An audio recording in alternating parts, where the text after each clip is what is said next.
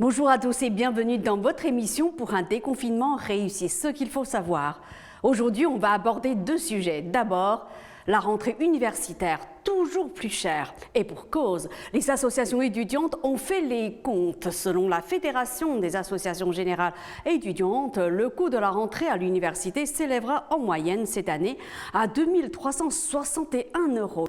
Une hausse de 3,21%, en partie due à la crise sanitaire. C'est beaucoup d'appréhension, la rentrée. Les premiers mots de Cécile, étudiante en licence informatique au Mans, sont pour dire ses inquiétudes face à cette période dont elle sait qu'elle est onéreuse. Il faut refaire tous les stocks de fournitures, papier, crayons, classeurs. Heureusement, on m'a prêté un ordinateur, ça m'a enlevé une grosse épine du pied. Avec une centaine d'euros à peine sur son compte en banque, et oui, la crise sanitaire l'a privée d'une partie de ses petits boulots habituel. Cécile sait que ce ne sera pas simple, du moins jusqu'au versement de sa bourse. Dans ses calculs, la Fédération des associations générales étudiantes pointe la forte augmentation des frais dits courants. Loyer et charges, téléphonie, internet, transport, loisirs, consommation. Au global, ils sont en hausse pour cette rentrée 2020 de 5,13%.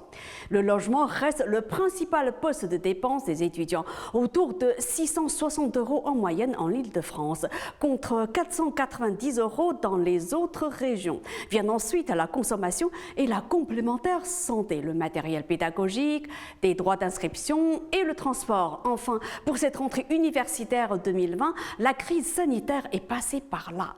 Et la Fédération des associations générales étudiantes anticipe un nouveau poste de dépense, celui des masques à porter dans les universités quand la distance d'1 mètre ne peut pas être respectée ou tout le temps dans les bibliothèques. C'est un coût qui représente, selon nos calculs, 31,75 € par mois, explique sa présidente Orlane François. Et cela n'est pas anodin, c'est l'équivalent de déjeuner au restaurant universitaire pendant 2 semaines. Si l'université ne veut pas de mes masques en tissu personnalisés et qu'elle impose des masques chirurgicaux, c'est sûr que ça va être une dépense en plus dont je me serais bien passée, estime Pierre, étudiant à Strasbourg. Mais pour cela, si je me retrouve un peu juste, je sais que ma famille pourra me donner un coup de main. La Fédération des associations générales étudiantes demande à ce que ce soit l'université qui fournisse ces masques, comme elle le fait pour les personnels et professeurs. On passe maintenant à un autre sujet lié à la finance dans le contexte actuel. Par peur de l'épidémie de coronavirus, les Français épargnent massivement, mais pas forcément une bonne nouvelle pour l'économie, selon le président du Cercle des épargnants. Sous l'effet de la crise sanitaire et dans la crainte de son éventuelle aggravation, les Français épargnent massivement ou laissent tout simplement dormir de l'argent sur leur compte courant.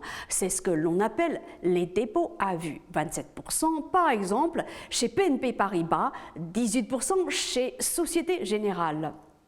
Une période tout simplement inédite selon l'économiste Philippe Crevel.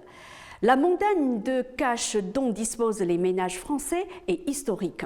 On a eu 2 mois de confinement durant lesquels les Français ont sous-consommé, surépargné. Ils ont joué la sécurité et la liquidité, donc ils ont maintenu une très forte enveloppe d'épargne de précaution. Avec des dépôts à vue qui ont atteint un record, 452 milliards d'euros fin juin, le livret A et le livret de développement durable et solidaire ont également atteint des niveaux historiques. Ces dépôts extrêmement liquides sont-ils une bonne nouvelle pour l'économie? Pas forcément. Les pouvoirs publics, les entreprises souhaitent que les Français consomment pour favoriser l'économie réelle. Puis, autre aspect à prendre en compte, le coût que cela représente pour les banques.